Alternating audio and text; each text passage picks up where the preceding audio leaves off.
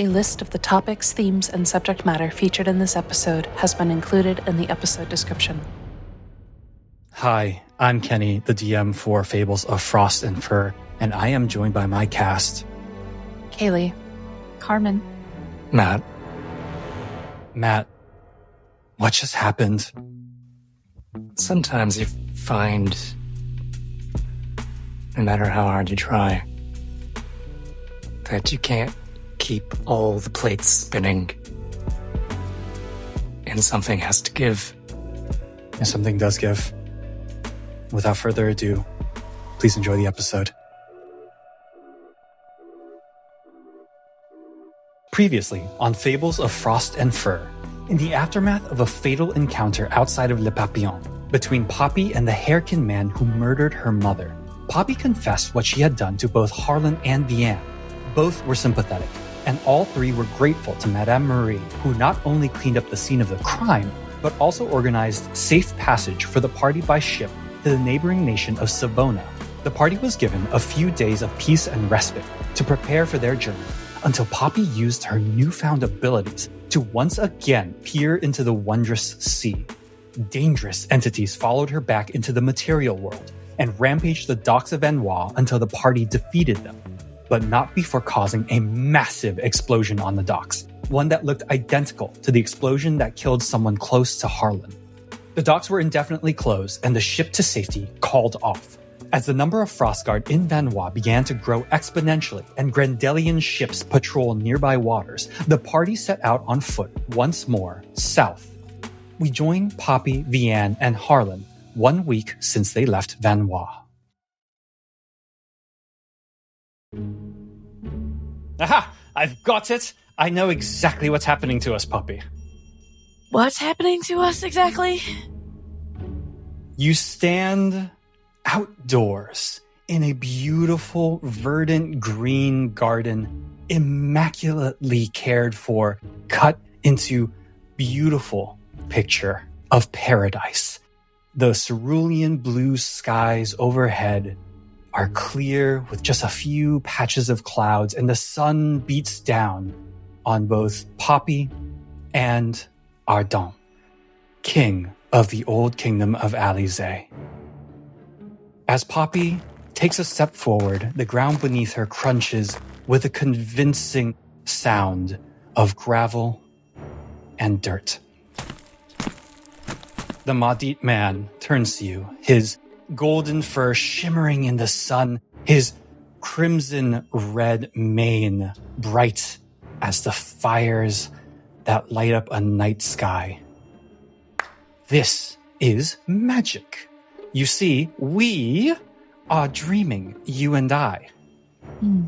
I know this because I distinctly remember noting when I fall asleep tonight.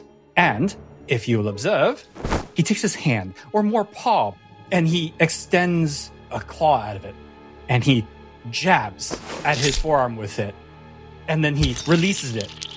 Blood starts spurting out of his forearm and onto his golden fur, and he says, "See, it doesn't hurt. Not at all. My mind knows that really I should be bleeding from this, but it doesn't hurt. Not at all." Wow. All right. I'm a little concerned about you testing that on yourself, but, you know. Oh, no. Look. I'll try it on you. He opens his paw. No. That's all right. That is all right. Thank you. Your one demonstration was enough. All right. So, you noted that you go to sleep. Well, normally I don't, but, you see, ever since we first met, it's been bothering me. I've never, ever even dreamt of another person.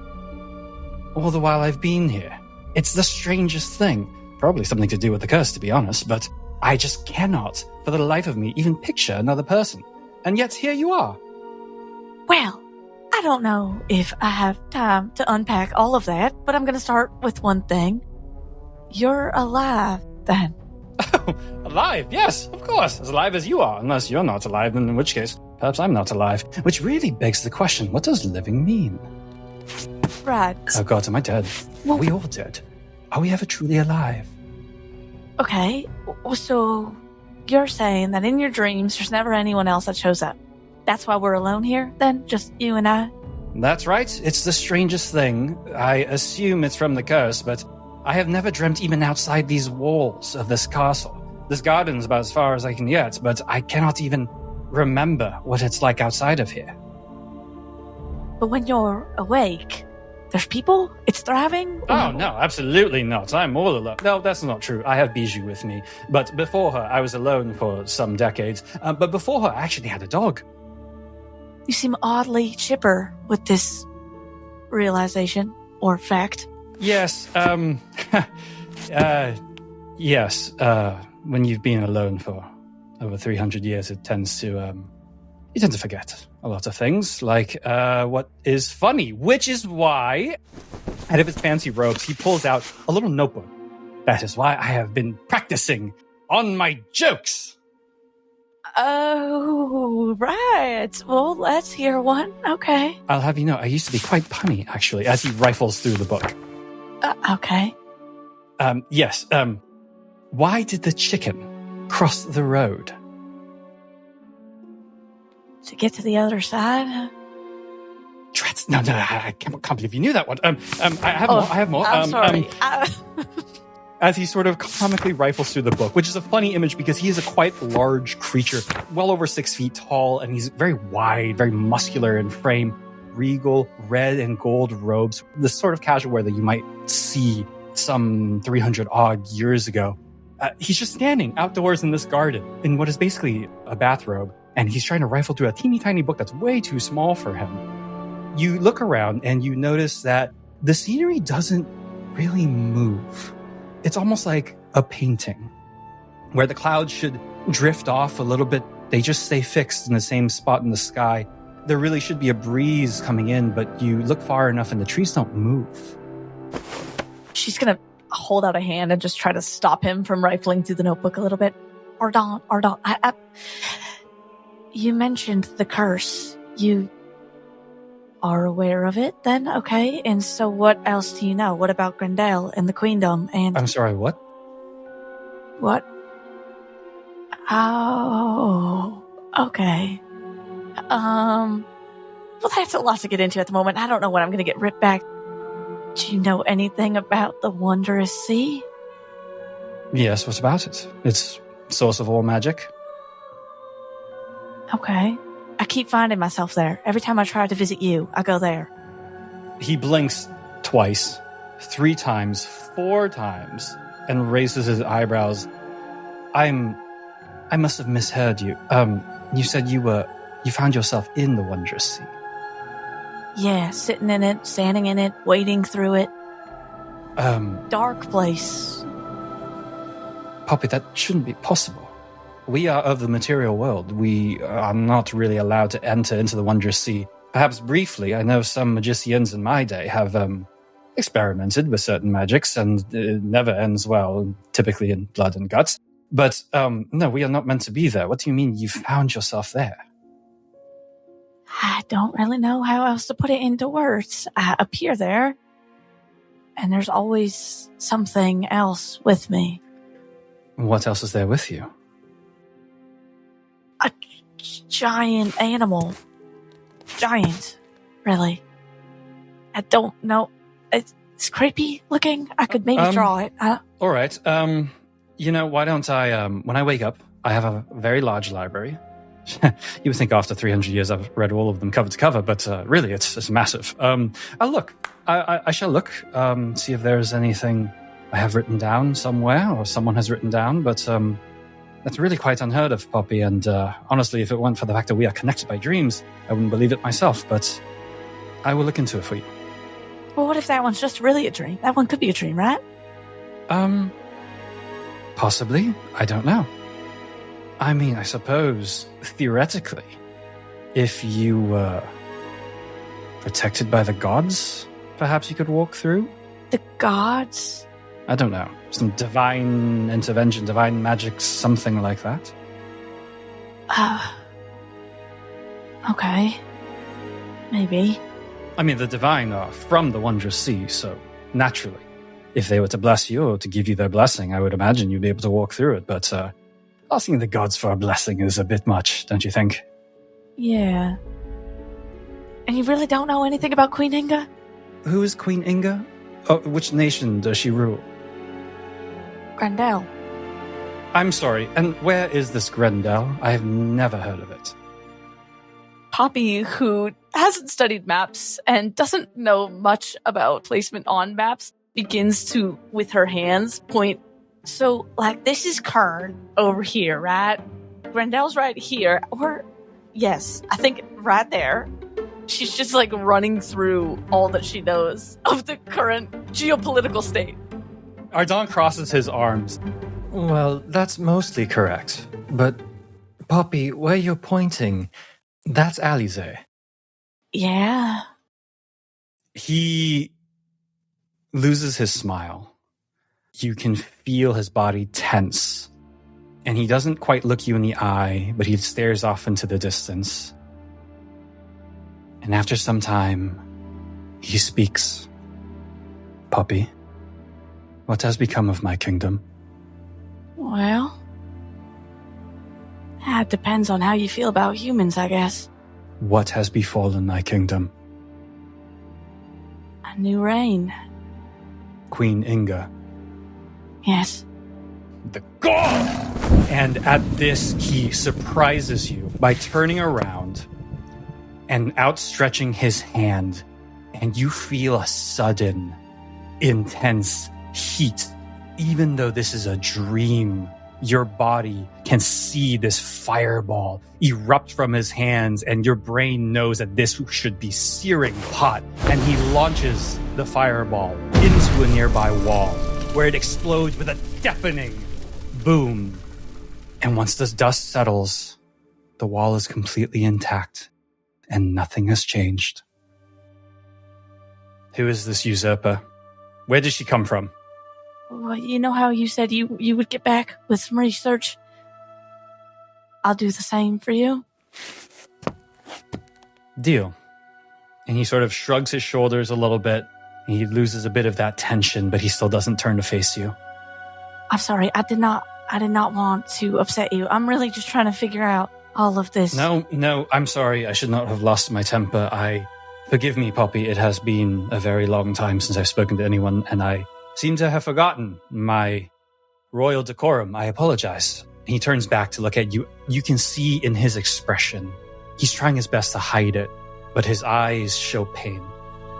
I've not been a gracious host, and I apologize. I will control my temper. Well, I don't know if you can be a host to someone who keeps coming uninvited, but... Oh, no, Poppy, you are a very welcome sight to me. Yes, no, you are welcome here. But I have to ask, if you haven't spoken to anyone, you've been alone for, 300 years? I've had cats, thank you very much. And the cats are lovely. But why did you think the kingdom was still yours? Because I'm a fool. I suppose somewhere I'd hoped, in my heart of hearts, that my people would have fought back and built in my stead while I was trapped here, but I see now that was a naive assumption. I'll do some digging. I will come back knowing much more about my own queendom's history, and maybe I can share some with you. Do you know what she looks like? This queen? I've never seen her, no, but I've always been told she is probably the most beautiful thing to ever exist. I've heard that claim many times over, my dear. They're never true. Oh. You understand it's part of their power. Right. Meant to, of course. But, the claim of beauty. Silly. Well, I don't know. You're a king and you're quite handsome, for all the fur and... Good attempt. Sorry. Truly. We still have mirrors in this castle. You know this, yes? Yeah, what? You are polite. Thank you. I appreciate it. But I know very well what I look like. Just saying. I mean, there's something for everyone out there. Don't give up. I actually am trying to set up my uncle with someone as well, so I'm really good at this type of thing. Your uncle, yes. Sorry, on to more happy conversation topics. Tell me about your uncle. As he says this and turns and takes a step towards you, you feel the edges of your vision start to darken. You see a hand reaching out towards you as Ardon, a surprised expression in his face, mouths something that you swear could be, "Please don't go." Poppy jolts awake and finds herself staring at a very cozy, warm campfire. She realizes that she must have just dozed off just a little bit, and that's still quite early into the evening. She looks around and she sees Harlan and Vianne sitting quietly, talking to each other, quite animatedly, about something. Harlan, we are 2 steps away from the edge of the Queen's grasp. Yeah. And as soon as we cross past the Violet Forest, we are in the untamed wilderness of Alizé. You know, as well as I, that we will not survive there unless we trust each other. I think I'm not quite sure what you're getting at. There are monsters in the wild, and it will bring out monsters within us. You and I both know that Poppy is the most important thing. But we are going to have to work together, my friend. I think we've been working together quite well so far. I don't know if it's a secret, but I quite like you, Mademoiselle Vianne. I like you too, Harlan, for what it's worth. But I don't know you. There is not many people who could have handled themselves quite as well as you did on the docks of Vanois. Who are you? You're selling people short. Anyone who survived what I did could handle themselves like that. I went to war, Vianne, with Papa's paw. You learned to be that good or you didn't come back. Vianne does indeed know the conflict that Harlan is talking about. It was the insurrection of 1862, some 24 years ago, when the Pat Rouge formed a coalition of various tribes and groups and coordinated a singular assault on multiple settlements across the wildlands and well into the Queendom of Grendel. The result was very bloody. While they were soundly put down, the Pat Rouge themselves see it as a victory due to the sheer number of human casualties that they inflicted. Unfortunately, it would take them some 20-odd years to get some semblance of power and resources back, but it was a victory to them. Those of us who made it through that, you learned things. And you got good at them. I guess if you didn't, that was it. Harlan, you're not just a man who has learned things. You know things. What are you protecting her from? I imagine the same things you're protecting her from. We know that she is something people have never seen before. And we know from your Pat Rouge pals that there's a whole world coming after her. That's what I'm protecting her from. What is all this? I don't like to pry, but what about you? I think I know Vianne, but I don't know Lagan. Everyone seems to be scared of it. Out here in the light of the campfire, Vianne's tail and ears are bright in the shimmering light. But still, Harlan, I want to get to know you because I want to be honest with you. All right. With both of you. Actually. Is she awake yet? Yeah, about that. Oh, you little... Poppy takes a seated position next to the two of you. Sorry, there was no good time to jump in, really. Nonsense. I would have done the same thing if I were you. then perhaps you overheard that we are about to jump out of the Queen's grasp and into the dangers of the untamed Alizé. I would like us to be friends. I would like you all to know who you are adventuring with. In truth, Monsieur Harlan, your question, who is Legant, depends very much on who you ask. Legant is a friend to some, an enemy to most. But the truth is that Legant isn't real. The name is a fiction that I created for myself because a young woman alone is never taken seriously.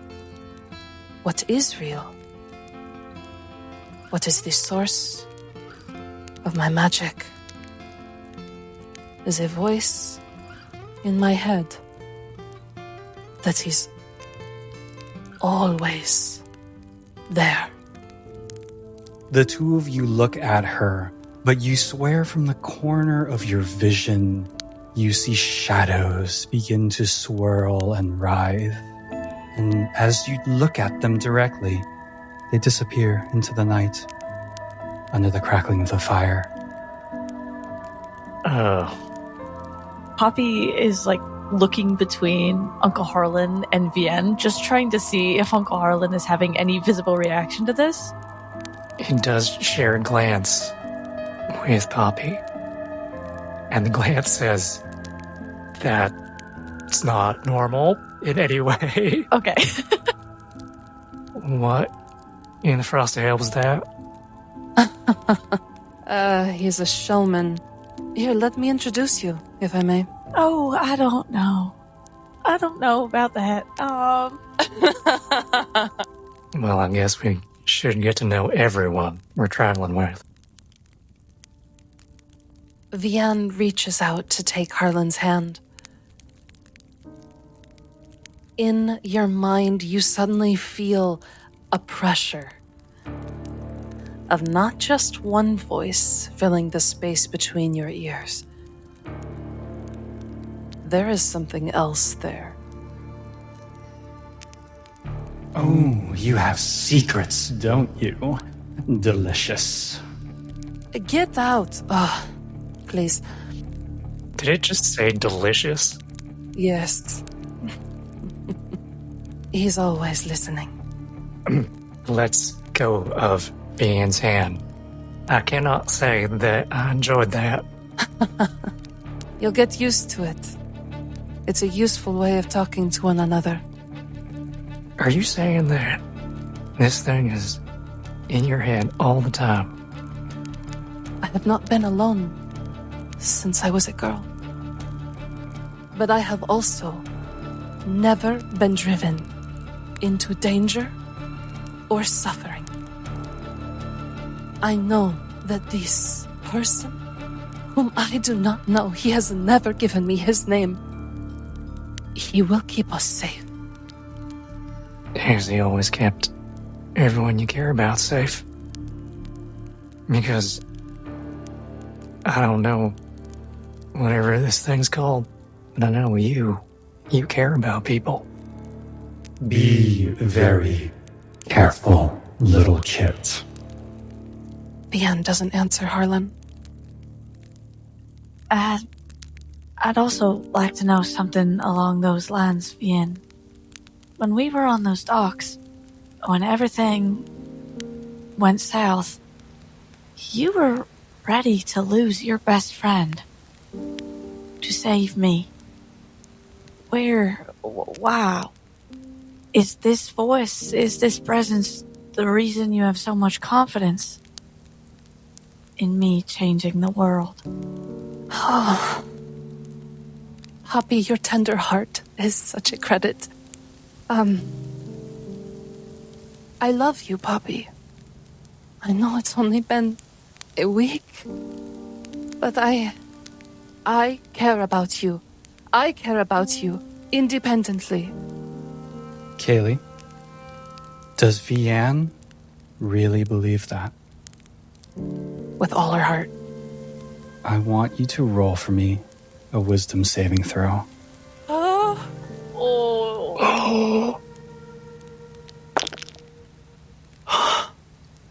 That's a 5? As soon as the words leave your mouth, you feel an immense pressure at the back of your head. And then it's gone. Are you alright? What was that? Ian stumbles a little bit. Oh, hold on. You're right. I got you. The pain is gone for now, but Vienne can feel it in their bones. This statement has come with a price that she will not pay now, but she knows she will have to pay it later. I'm fine, Harlan. Thank you. Look, I am an open book.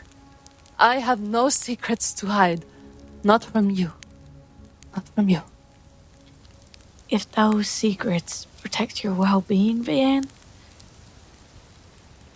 I'd rather you keep them. What did it say to you? Oh, he's not usually very talkative. Just an uncomfortable sense that, I owe him one. You owe him one. For what? Saying you love Bobby? Not for saying that I love her, but for saying that I don't care what he thinks. And what does he think? Oh. Now see, this is the conversation that we've been waiting for, isn't it? I think we should pop open some wine. Bien rummages a bottle out. It's cheap. But she pours it into some camping cups, casts a little prestidigitation on it for each of you. It tastes like an 1845 Beaumont Premier Cru. But don't look at the bottom of the glass. I don't know what he wants. And,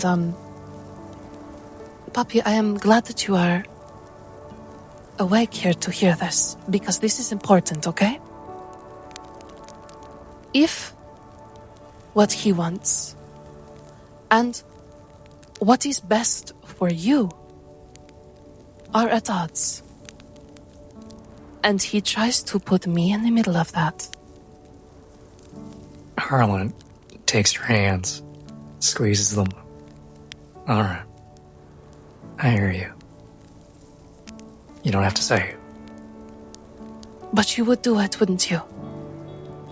Maybe I didn't quite understand. What would I do exactly? If I ever became a danger to Poppy, No. you would make it quick, I'm sure. I wouldn't let him. All right. Oh, that's...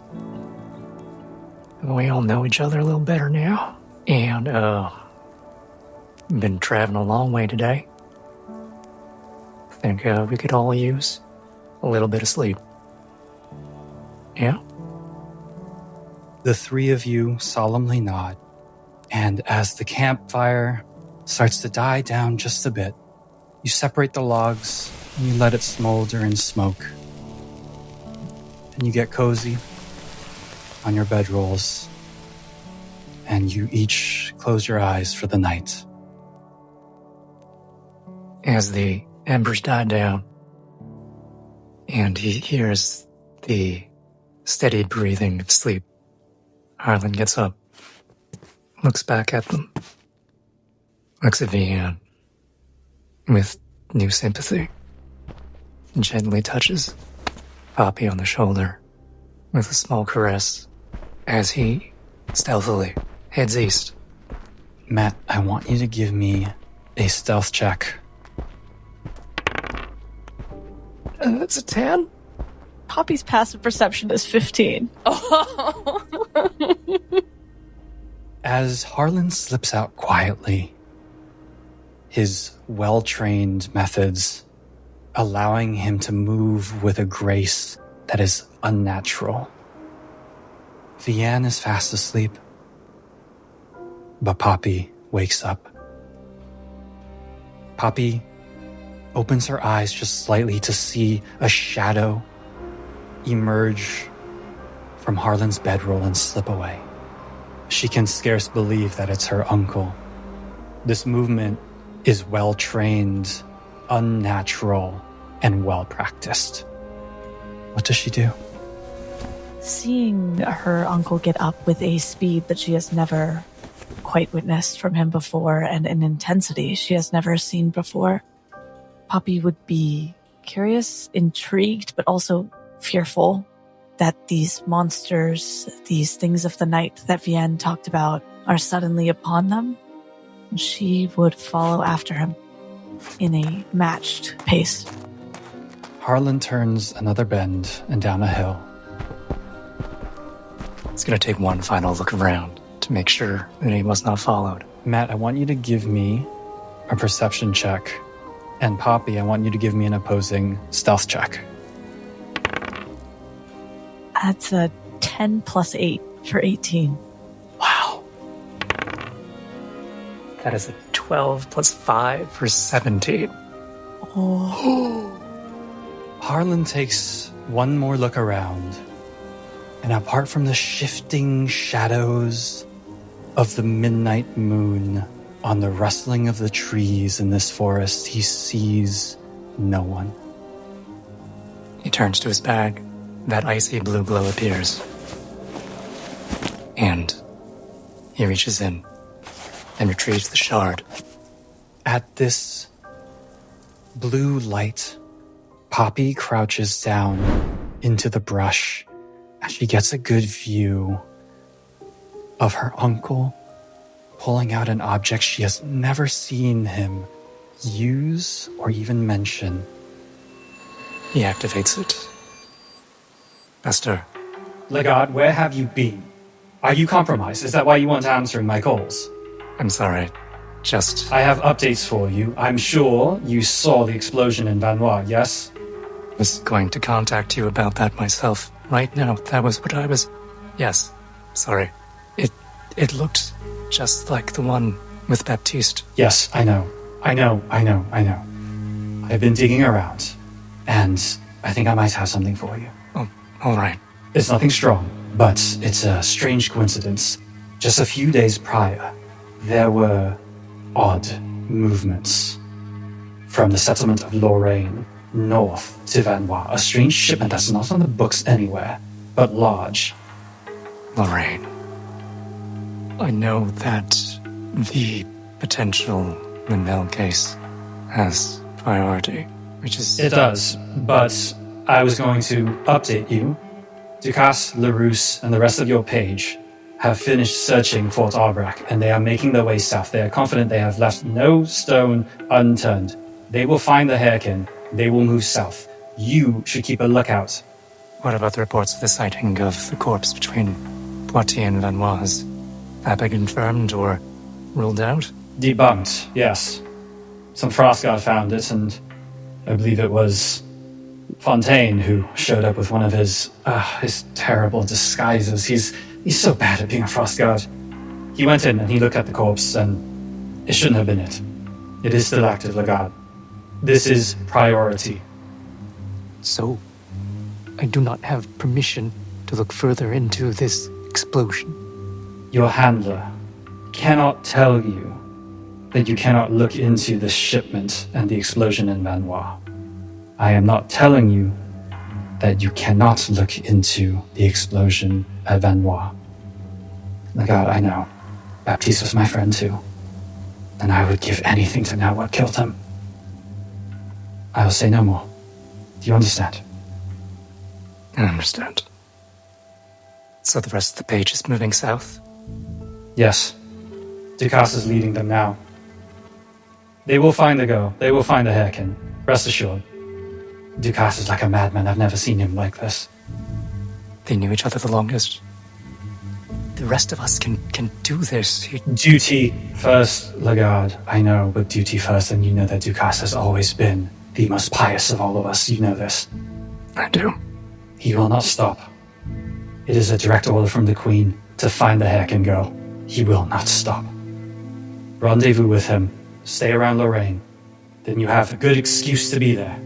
I cannot in my current situation. All right. Say no more. Is there anything else you should inform me of?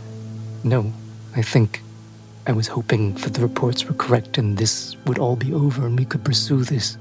I as well, my God. But seeing as how this is a once-in-a-generation event, you will have to work with your brothers and sisters. But seeing as how they're not there, it should be a simple journey to Lorraine, should it not? I'll do what I can. I can't make any guarantees. And neither can I. That's all for me. All right. Guard out.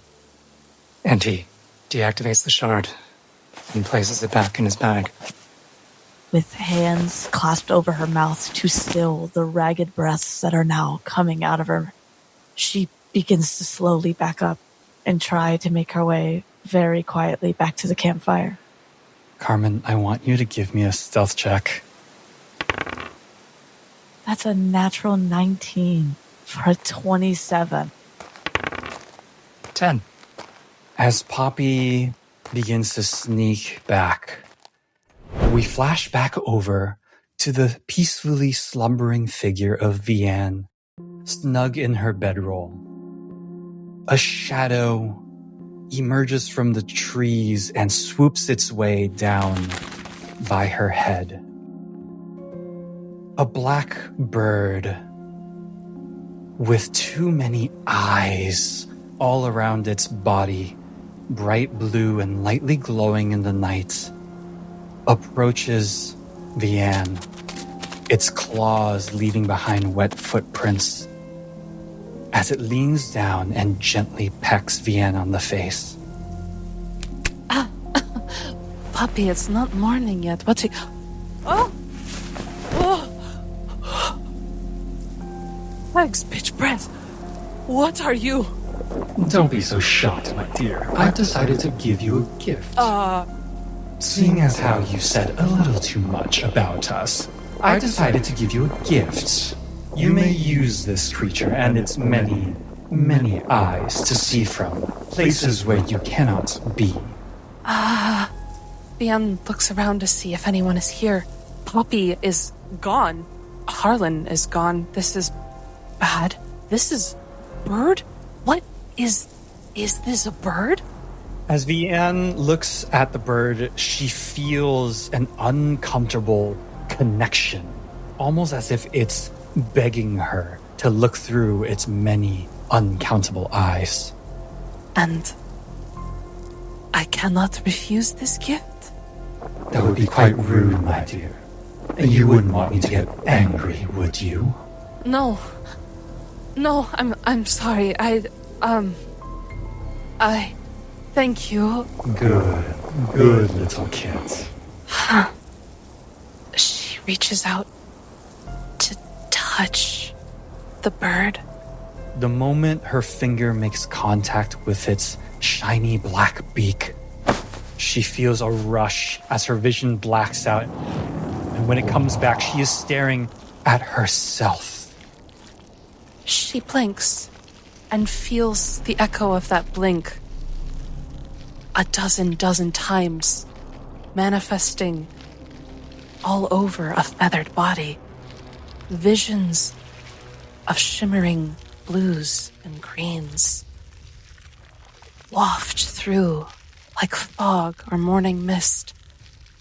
As she looks at living things, she sees the magic within them. She can see shapes of the wondrous sea just behind the material world. As she looks through this creature's eyes to the space where Poppy should have been sleeping, she sees that mist rising where Poppy's body lay. Vianne shrieks and pulls her hand back. She pulls her mind back into herself. We need to find Poppy. She should be here. I need your help. Make those eyes useful.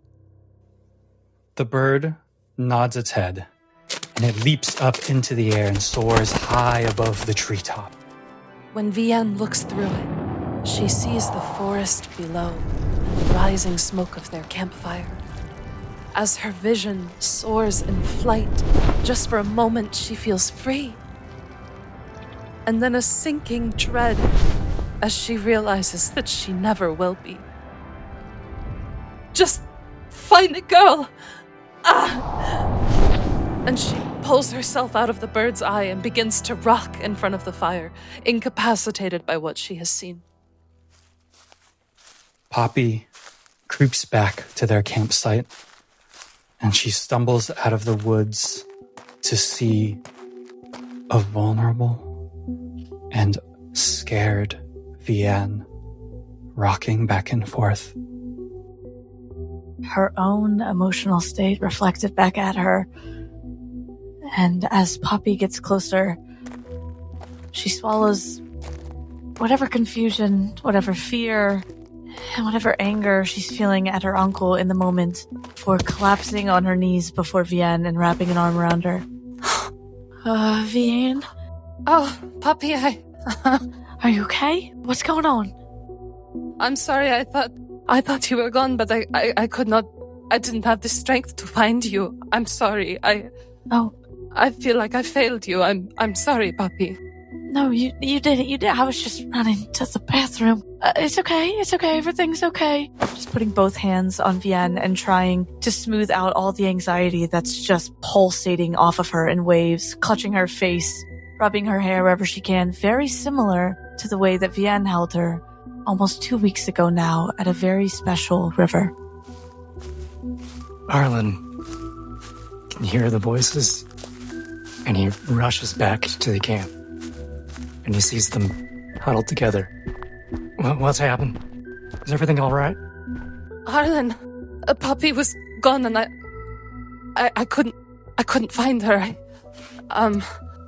You were gone? Where'd you go? Her whole body freezes. Very slowly, her head turns to him, and there's a coldness in her eyes that she has never quite regarded her uncle with. Where did you go, Arlen? I had to go in the bathroom. Funny. I guess we both were going to the bathroom. Carmen, is Poppy trying to hide this feeling, this expression from her uncle? No, I mean, she's staring at him with open distrust at this point. Are you all right? Did Vienne say something to you about something? You look really upset. Harlan, I didn't say anything to her. I woke up and you were both gone. And there was this... I'm sorry. You'll find out in a moment when it comes back, I'm sure. But you left us, Harlan. I'm so sorry. No, I just... Sometimes you just gotta step out for a moment. I'm very sorry. Still making eye contact with Uncle Harlan. How did you heal me, Uncle Harlan? I almost died. I was dying. Well, maybe it wasn't quite so bad as you thought. No, it was bad. What do you remember? I remember being so close to that place again. And then I was cold. Colder than I've ever been in my life. At this, Vienne remembers stories growing up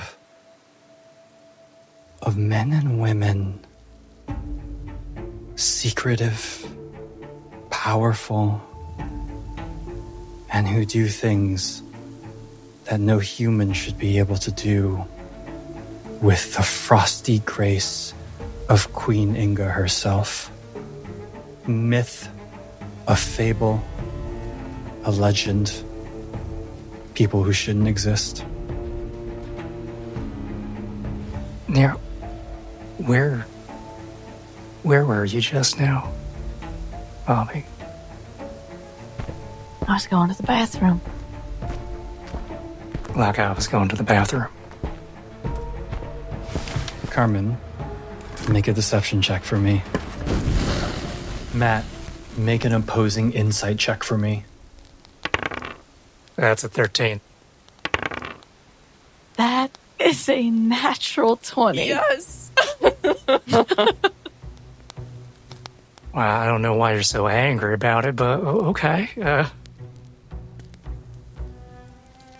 Gently, but urgently, Vian speaks into Poppy's mind. Poppy, my love, your uncle has not been truthful. Are those chosen by the queen who are blessed with healing magic? The queen does not give power freely. As you hear this voice in your head, it is Vianne's voice, but it is distorted and warped as you turn to whip your head around and look at her, and you see that her lips are not moving. What was that? What'd you do? What are you telling her? Harlan, what aren't you telling us? Harlan is going to look at Poppy again, dead in the eyes. What is going through your mind right now, girl? Can I trust you? With your life. You mean that? Always have. I'm not a mission to you. A mission to me. What? At that word, a mission. He knows. You're my pet pup. I'd break the world for you. All right.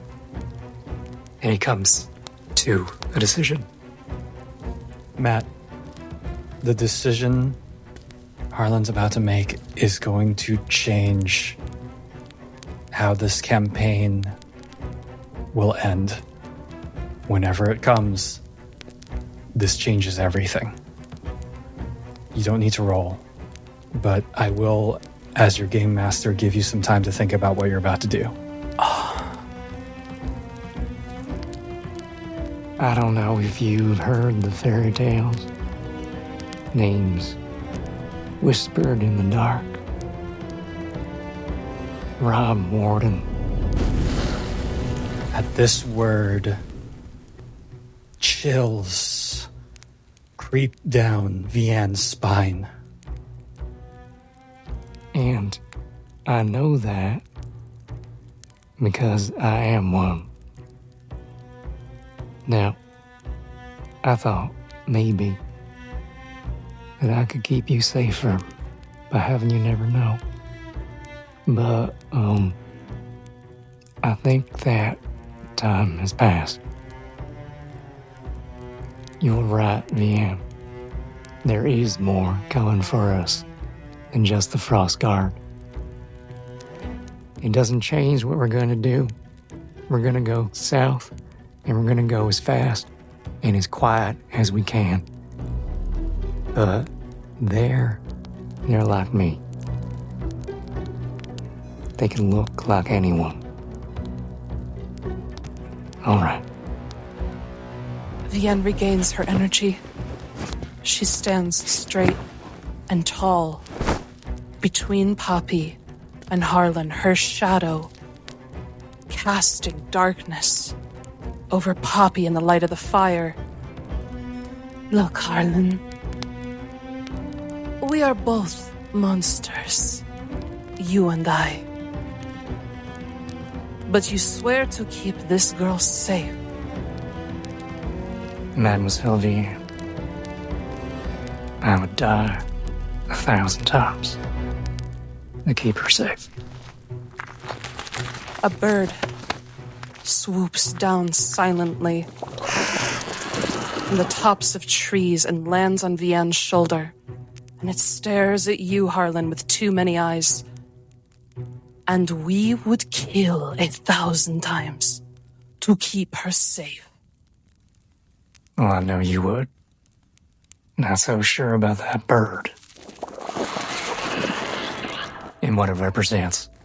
Poppy will move out from behind Vianne and just take a few unsteady steps towards the only family she has left. It's still me. It's still me, Pitbull. They're going to kill you if they find you. I don't know. I don't want that. I don't want. And she'll just collapse into him. It's okay. It's all gonna be okay. We're gonna figure this out. We're still running, right?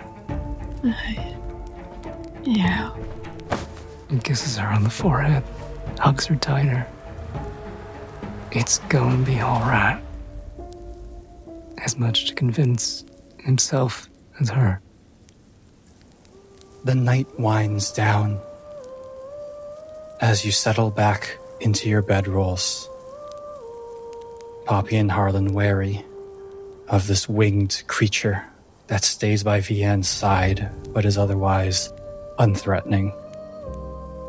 And as the three of you close your eyes and drift off into an uneasy slumber, we peer closer and closer to Harlan. As his eyes close and he drifts off, he opens them with a jolt again, except here it's daylight and he is on a frozen lake whose horizon stretches as far as the eye can see in every direction. He feels the chill of a bitter, cold wind, colder than anything he should be able to feel. And then suddenly, the wind stops. As he opens his eyes, he sees that shielding him from the wind is a black wolf who turns its head towards him and nods.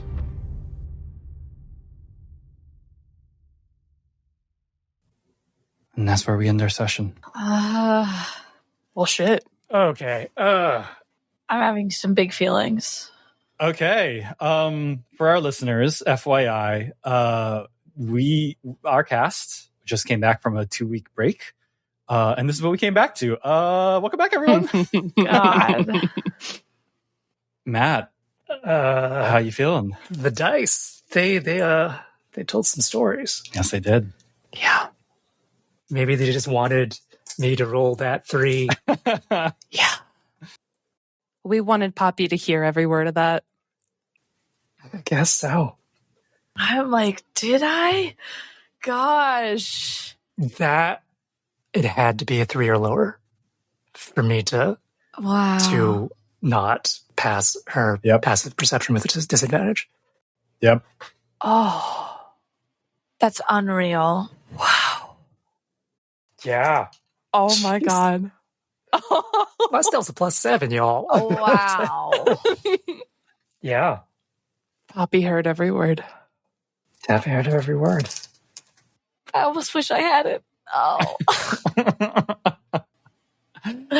So here's the fun part. Harlan could have well kept denying it. He could have kept going. He very well could have. So let's talk about that. I saw the wedge it would have created, especially when Vianne stood like that. Which way trust would, the only way trust could go at that point. And he's just seen how dangerous, whatever the hell it's called, the gaunt is, and that Vianne is not in control of it. He has to be in Poppy's confidence because, Vianne doesn't trust herself. And if Vianne's the only one, if the only person that Poppy can trust is someone who can't trust themselves, it does not look great for Pip-Pop. Oh my gosh. So he made a decision.